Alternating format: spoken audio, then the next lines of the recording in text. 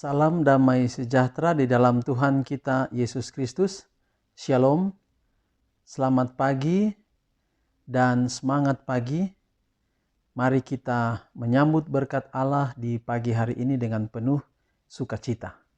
Kita sudah ada di tanggal 13 September tahun 2020 dan kita akan memulai kembali minggu tugas dan tanggung jawab kita, minggu pekerjaan kita, mulai hari ini hingga pada penghujung minggu ini nanti. Dan pada pagi hari ini kita akan dengarkan pekabaran firman Tuhan di tanggal 13 September tahun 2020 ini. Tetapi sebelumnya mari kita tunduk kepala dan kita berdoa. Ya Tuhan Allah Bapa kami dalam sorga, terima kasih Tuhan untuk waktu yang indah di pagi hari ini, untuk mempelajari akan firman Tuhan sebagai dasar, sebagai permulaan dari semua tanggung jawab kami sepanjang hari ini. Mari Engkau berkati pekabaran firman Tuhan ini melalui kuasa Roh Kudus-Mu, agar kami dapat mengerti, memahami, kami dapat mempraktekkan dalam kehidupan kami setiap hari. Inilah doa kami ya Bapa, terpujilah nama Tuhan, dalam nama Yesus kami berdoa. Amin. Judul renungan kita di hari ini adalah Sang Ayah.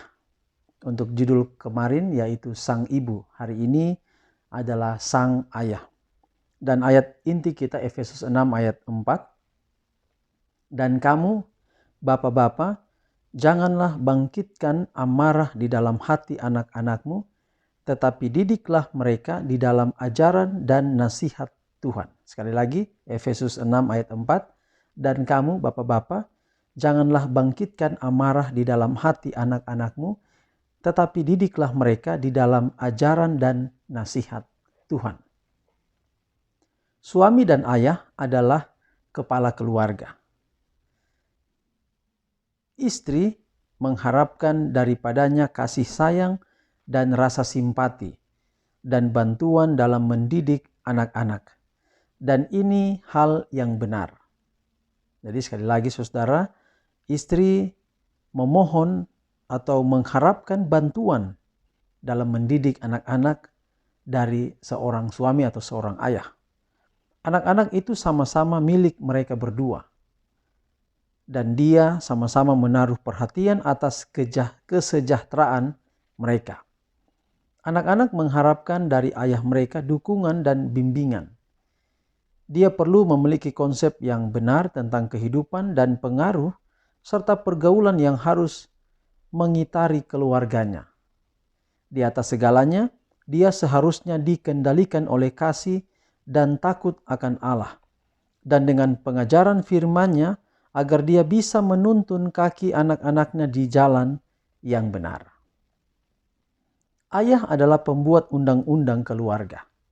Dan seperti Abraham, dia harus menjadikan hukum Allah itu aturan rumah tangganya.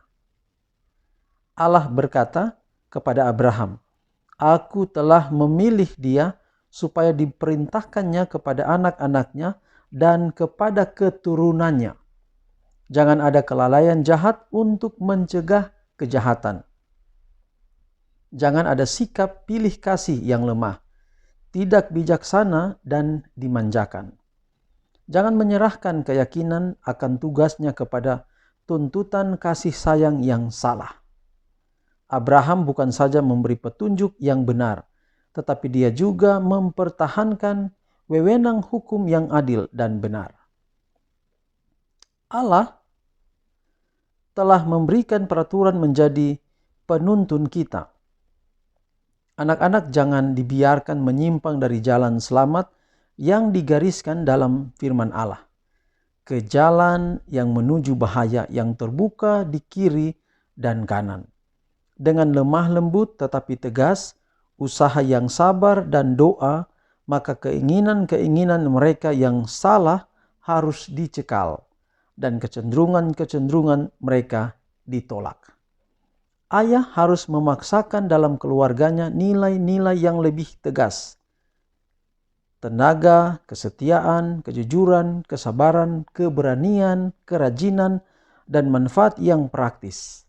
Dan apa yang dia tuntut dari anak-anaknya itu, dia sendiri harus mempraktekannya, mencontohkan nilai-nilai kebajikan ini di dalam kematangan sikapnya sendiri. Tetapi para ayah, janganlah mematahkan semangat anak-anakmu. Padukanlah kasih sayang dengan wewenang, kelemah lembutan dan rasa simpati dengan larangan yang tegas.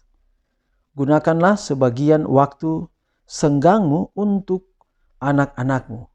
Kenalilah mereka, bergaullah dengan mereka dalam pekerjaan dan olahraga, dan menangkanlah kepercayaan mereka.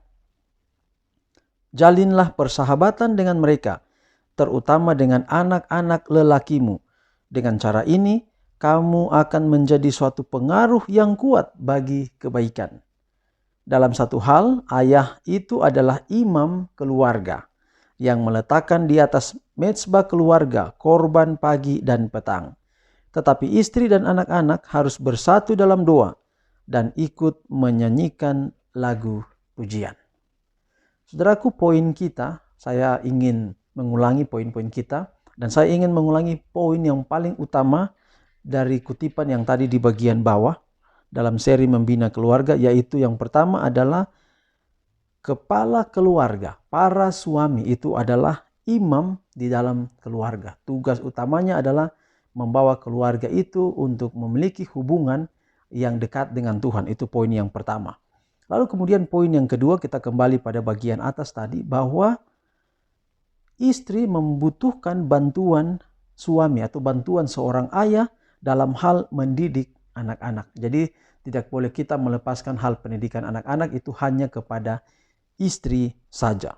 Lalu kemudian yang berikut adalah ayah itu memiliki tugas sebagai seorang pembuat peraturan, sebagai seorang pembuat undang-undang di tengah kehidupan keluarga. Itu poin ketiga. Jadi peraturan-peraturan apa didiskusikan dengan ibu rumah tangga atau istri, itu akan dilaksanakan di tengah keluarganya. Lalu kemudian poin yang berikut, jangan pernah lupa ini. Apa saja peraturan yang dibuat di tengah keluarga yang hendak dilaksanakan oleh anggota keluarga, terlebih untuk anak-anak, itu harus terlebih dulu dicontohkan oleh ayah, oleh kepala keluarga, oleh imam. Tidak boleh kita memberikan satu peraturan, tetapi kita juga melanggar peraturan itu. Contoh sederhana adalah kalau kita menuntut anak kita menghafal ayat hafalan, maka seorang bapak, seorang ayah harus mencontohkan terlebih dahulu. Nah, kalau tidak, kita tuntut anak-anak kita hafalkan ayat hafalan, padahal kita sendiri tidak pernah hafalkan ayat hafalan. Lalu poin yang terakhir adalah, mari para ayah, para suami, jadikanlah anak-anak kita bukan saja sebagai anak kita, tetapi jadikanlah mereka sebagai sahabat kita.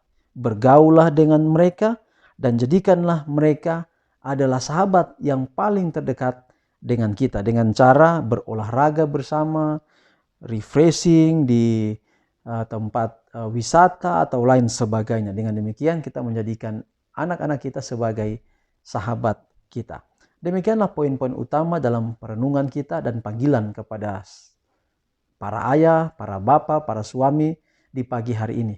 Berapa yang mau menjadikan rumah tangganya utama dalam hidupnya dan menjadikan dirinya sebagai imam, kepala keluarga, contoh, sahabat bagi seisi keluarganya, istri dan juga anak-anaknya.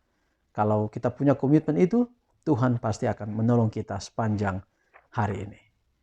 Amin. Baik, kita akan akhiri mendengarkan pekabaran firman Tuhan di pagi hari ini dengan doa. Mari kita tunduk kepala dan kita berdoa. Bapa di sorga, terima kasih untuk waktu yang indah belajar firman-Mu di pagi hari ini. Terima kasih Tuhan, hari ini kami sebagai ayah, kami sebagai para bapa, suami, dipanggil untuk buat komitmen, untuk menjadikan rumah tangga kami utama dalam hidup kami, dan menjadi contoh, menjadi imam, menjadi kepala keluarga, menjadi sahabat bagi anak-anak. Dan biarlah kiranya hari ini Tuhan bantu kami, agar kami tidak mengabaikan panggilan Tuhan lewat renungan di pagi hari ini. Apabila kami para ayah telah lakukan itu, tambah-tambahkan kesetiaan kami.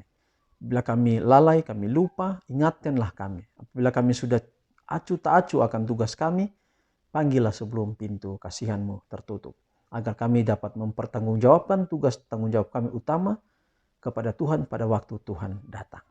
Berkatilah rumah tangga kami masing-masing, berkatilah istri kami, berkatilah suami kami, berkatilah anak-anak kami. Dan hamba doakan khusus untuk pendengar audio renungan harian ini, di mana saja berada. Dan kali ini dalam video ini, biarlah kiranya kami semua dikuatkan.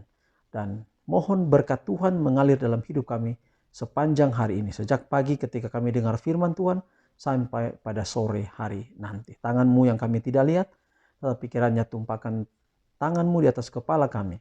Tumpangkan tangan-Mu di atas kepala kami dan berkatilah hidup kami hari ini. Tuhan memberkati engkau dan melindungi engkau. Tuhan menyinari engkau dengan wajah-Nya dan memberi engkau kasih karunia. Tuhan menghadapkan wajah-Nya kepadamu dan memberi engkau damai sejahtera. Dalam nama Yesus Kristus kami persembahkan doa ini. Amin. Demikianlah renungan kita di pagi hari ini. Sampai jumpa pada ibadah kita atau renungan kita besok. Tuhan memberkati kita. Jangan lupa dukung channel ini dengan cara subscribe. Kemudian juga bisa berikan komentar di kolom komentar dan juga like. Dan dukung di dalam doa agar pertemuan kita setiap pagi membawa berkat dalam kehidupan kita. Tuhan berkati kita. Shalom.